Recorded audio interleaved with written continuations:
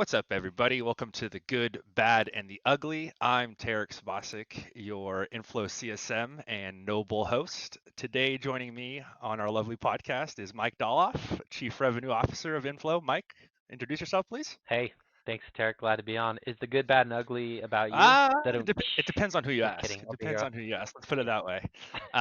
Listen, I know you got a good story for us today. So without further ado, I'm going to give it to you. Let you take it away with it, and we'll dissect a little bit later. Go for it.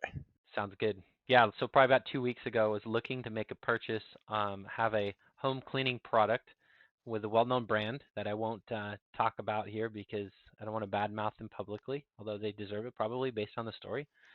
So I was looking for a part of the product, and this was my journey, and this was why it was an ugly experience.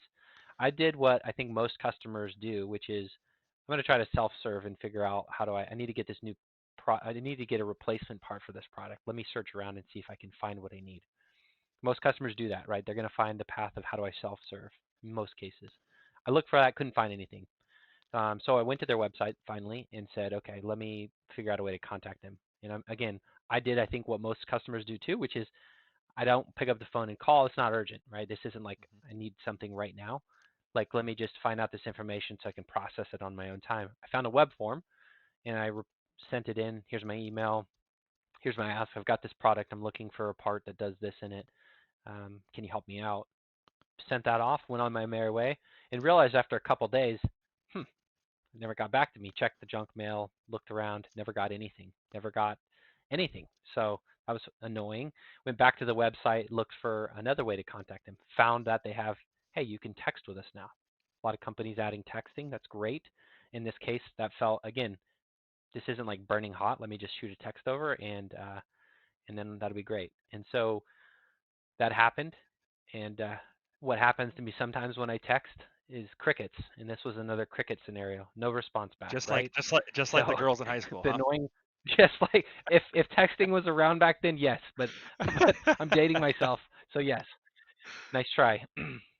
You're young enough to Fair remember enough. that Fair stuff, enough. not me. So yeah, but nothing from that too. So two strikes, right? Like that's annoying. So now go back to the website again a couple days later and finally find a phone number and call in.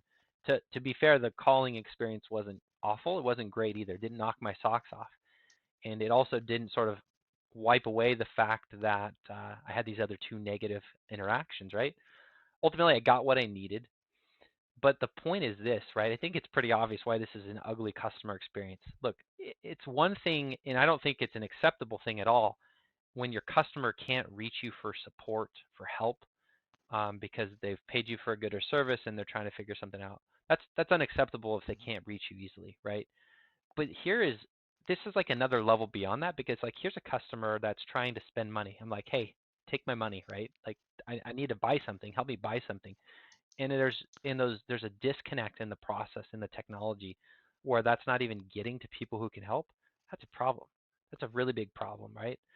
So I think that the moral of the story here, right, is like it's bad customer experience is really unacceptable all the time, but my goodness, like companies miss that on the revenue generating side, not just the cost and sort of customer service side. Still, this is not a small company that we can make a lot of excuses for. They have budget, they have people, they have smart people. Um, so there's a disconnect somewhere, right? But I think the good news is it's totally solvable. All of these things are solvable. What's the problem here? Did I try to interact after hours? What maybe I should have got a message back that I was saying that. Is there something broken in the process? Probably. But if you've got something public facing saying reach out, you better know how those connect back to your internal people Absolutely. and processes, right? So so yeah, that's my ugly story of I did end up getting what I needed, but I would definitely not recommend that company, Tarek, to people. And that's the exact point of like the good, bad, and ugly is you want to be on the good side of the equation because I'm going to Right. tell people about this ugly experience and it's going to stick with me, and that Yeah, that no, I there's a think you big bring up a cost to great that. point, and I want to touch on something that you said there, and that is, it's not a small company, right? It's not like we're talking about a mom and pop shop where they can't necessarily afford, the technology to be able to produce these things. So it's a pretty large company in itself. So that excuse should be off the table. what I wanted to ask you is, as you sort of have had these interactions, and you every day, we have customer interactions, whether we know it or not. The more that we have, right, we're being sort of molded into understanding what a good experience is today and what isn't, right? So the more that's going on, right, it's kind of harder to hide behind lackluster technology. It's harder to hide behind, a flawed process, because customers, just like companies, they're evolving. So they know what a good experience looks like much faster than they did 5, 10, even 15 years ago. So really, we're fast tracked to that pace to really understand sort of, hey, not only do we need to have this implemented for our customers, but we need to have this implemented like yesterday, right? So it's kind of accelerating that process. And my question to you is, as you sort of went through your process, and you started with, I need a replacement part, and you ended with, well, I didn't get to spend any money. Did you move on? Did you go get another product elsewhere from a competitor? Did you kind of leave it as is? Kind of where did that end? Yeah, well, so I ended up finally through the phone call getting what I needed, and I was able to purchase the product. So I ended up actually spending the money, which again, you're going to lose some Hmm. customers before they get to that point. So financially, from that interaction didn't cause harm, so to speak. But I think the damage is like that my perception, my memory of Yeah. that is negative now, right? So when I go to like, hey, I need something new, or I need to, this product's worn out completely. I need a new one. I need to replace it. Or somebody asks me, hey, I saw that product in your house. How do you like that? And I go, well, product's Right. fine, but the company's terrible, right? Type of thing. It's the cost beyond that. Yeah, sometimes you're going to lose that Hmm. initial sale, interaction, whatever. But I think it's that multiplier effect Absolutely. that's really a problem. And I think what you said is right. The collective bar of customer Hmm. experience has been raising, and I don't think the excuse of even mom and pop exists anymore. That's right. Really, I think in fact the technology has been made accessible really to everyone. And I don't think in a lot of cases I don't think this is a technology problem. They actually offered up the channels that I actually would have Hmm. preferred to interact with them on.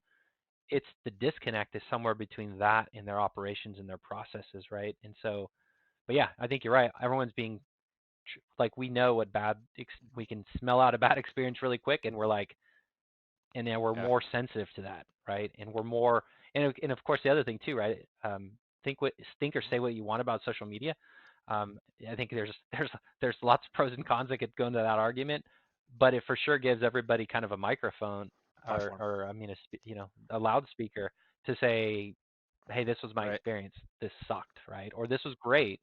So you just amplify people's sensitivity is amplified, and their voices are Absolutely. also And amplified, how many right? customers are gonna, like you did, you reached out initially, through the web chat, and then you went through different avenues of communication. How many customers are gonna do that, right?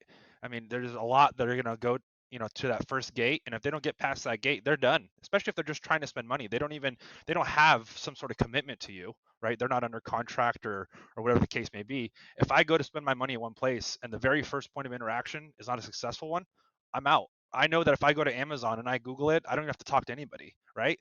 So you got to really pay attention to that as well. And I think you bring a great point there. Yeah.